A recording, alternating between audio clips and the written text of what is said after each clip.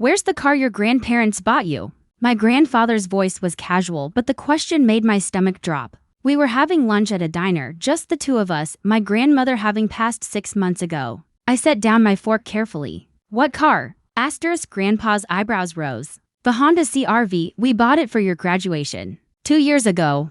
Paid $32,000. Your grandmother insisted on the safety package. He pulled out his phone. Scrolled through photos. Here, the day we bought it. The photo showed a silver Honda CR-V, brand new.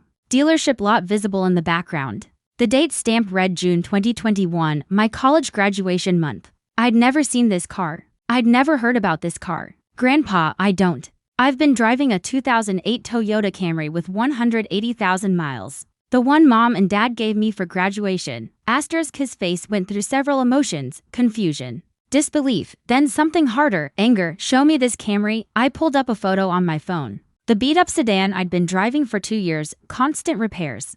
Check engine light permanently on. Grandpa stared at it, then at me, then back at his phone. Your parents were supposed to give you the CR-V. We had it delivered to their house so they could surprise you at graduation. $32,000, paid in full. Registration in your name. He scrolled through his phone, pulled up documents. Here's the bill of sale. Owner, Jessica Morgan. That's you. I'm Jessica Morgan. I'm 24, a social worker in Phoenix, Arizona. My grandparents, before my grandmother passed, had always been generous. But I'd assumed their gift for graduation was the $500 check they'd given me at the ceremony, not a $32,000 car. Where is it then? I asked, though dread was already building the answer. We drove to my parents' house. Grandpa's jaw was set, his hands tight on the wheel. My mother answered the door, her smile faltering when she saw both of us. Dad, Jessica. This is unexpected. Where's the Honda? Grandpa asked without preamble. The CR-V we bought for Jessica's graduation. Mom's face went carefully blank. I don't know what you're talking about. Don't, Grandpa said quietly. Don't lie to me. We bought a 2021 Honda CR-V, paid $32,000, had it delivered here. Registration in Jessica's name. Where is it? My father appeared in the hallway. We can explain, so it's true, Grandpa said. You took it. Mom's composure cracked. We needed it. Our car had died. And we couldn't afford, so you gave Jessica a 12-year-old Camry with almost 200,000 miles. And kept the brand new Honda we bought her? Grandpa's voice was shaking. You let her think that broken-down car was our graduation gift? We were going to tell her, Dad said weakly. When, Grandpa asked. She's been driving that death trap for 2 years. Paying for repairs on a teacher's salary. When exactly were you planning to mention you stole her car? We didn't steal it, Mom protested. We borrowed it temporarily. Where is it? Grandpa repeated. In the garage, Dad admitted. We walked through the house. In the two-car garage sat a silver Honda CR-V, 2021 model. Low mileage. Perfect condition. Next to it was an empty space where my Camry usually sat when I visited. Grandpa pulled out his phone, made a call. Police non-emergency line. I need to report vehicle theft, Mom gasped. Dad, you can't, Jessica, he said, ignoring her. Is that your car? I looked at the CR-V, the one I should have been driving for 2 years. The safe, reliable car my grandparents had bought me while grieving could have been eased knowing I was driving something dependable. Yes, I said. That's my car. The police arrived within 30 minutes. I showed them the registration. Jessica Morgan. Title in my name. Bill of sale from 2 years ago. My parents couldn't produce any documentation showing they had permission to use it. It's a family matter, my father tried. Were her parents, gets a vehicle registered to her, the officer said. In her sole name. Do you have a signed agreement allowing you to use it? They didn't, the officer turned to me. Do you want to press charges for vehicle theft? I looked at my parents. My mother was crying. My father looked like he'd aged 10 years. I want my car back, I said. Now, and I want every penny they would have spent on a car payment over 2 years. The officer nodded. That's a civil matter. But you can take possession of your vehicle now. My father handed over the keys like he was giving away a vital organ. I got in, started it. 47,000 miles. 2 years of them driving my car, putting miles on it.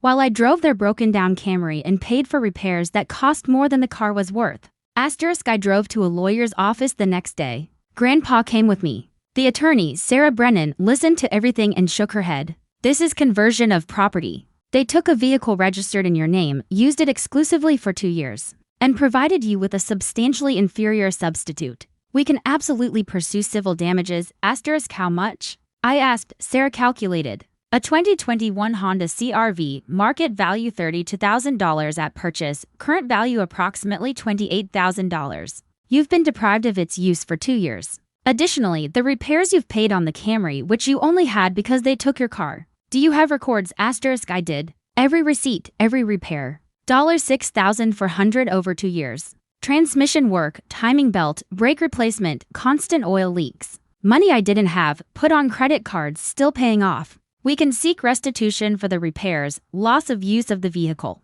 and potentially punitive damages for the deception. We're looking at $8,000 to $10,000 in actual damages, plus attorney fees. We filed suit. My parents hired a lawyer who argued it was a misunderstanding, a temporary use that got extended. The judge wasn't sympathetic. You took possession of a vehicle registered to your daughter, provided her with an inferior substitute, and allowed her to incur significant repair costs rather than admit what you'd done. For 2 years. This isn't a misunderstanding. This is theft. The judgment came down harsh. $6,400 for repairs I'd paid.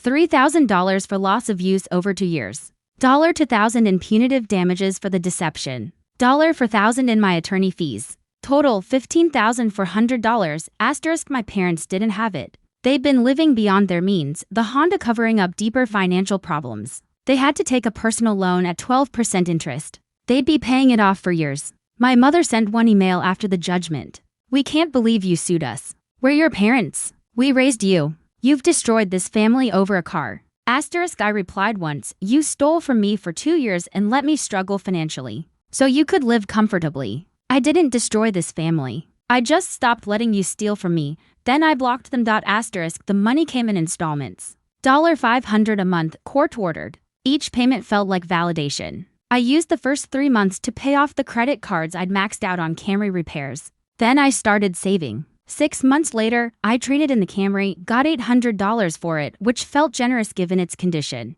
Used part of the settlement money as down payment on a second car for my boyfriend, who'd been sharing my CR-V. A year after the lawsuit, my parents tried to reconcile. Through my aunt, not directly. They're sorry. They made a mistake. Can't you forgive them? I thought about it honestly. Forgiveness didn't require relationship. I wasn't angry anymore. But I also wasn't interested in rebuilding trust with people who'd steal from me for 2 years, and only admitted it when caught. I forgive them, I told my aunt. But I'm not resuming contact. They're welcome to live their lives and I'll live mine. Separately, my grandfather, who'd started all of this by asking a simple question, remained a constant in my life. We had lunch every Sunday. He never brought up my parents unless I asked. Once, I did ask, do you regret telling me about the car? He was quiet for a moment. Your grandmother and I bought that car because we wanted you to be safe. When she was dying, one of her last concerns was whether you were okay, whether you were taken care of. I told her you were fine, driving the nice Honda we'd bought you. She died believing that. His voice cracked. They let me reassure her with a lie. So no, I don't regret it. I regret that I didn't ask sooner. 2 years after getting my car back, I'm still driving it. 82,000 miles now, all mine. It runs perfectly. No check engine lights, no constant repairs. Just reliable transportation the way my grandparents intended. The settlement is paid off. My parents and I exchanged Christmas cards, nothing more. Polite distance, no real relationship. Sometimes people ask if I regret suing them. I don't. They stole something my grandparents bought me, something meant to keep me safe. And they let me struggle rather than admit what they'd done. That's not a mistake. That's a choice. And choices have consequences. The CR-V has a photo of my grandmother taped to the visor. Her smile, the one from the day they bought the car. Every time I drive, I see it. And I remember that she wanted me safe, wanted me cared for. My parents took that gift and perverted it into theft. I took it back. Not just the car, but the intention behind it. The love my grandparents had put into that purchase. If your family has stolen from you, know this, taking back what's yours isn't greedy. It's justice. My parents gambled that I'd never find out or that family loyalty would keep me quiet if I did. They were wrong. And now they pay $500 every month to remember that. The car is mine. The safety is mine. The peace of mind is mine. And every mile I drive is a reminder that sometimes the best thing you can do is stop letting people steal from you, even if they're family, especially if they're family.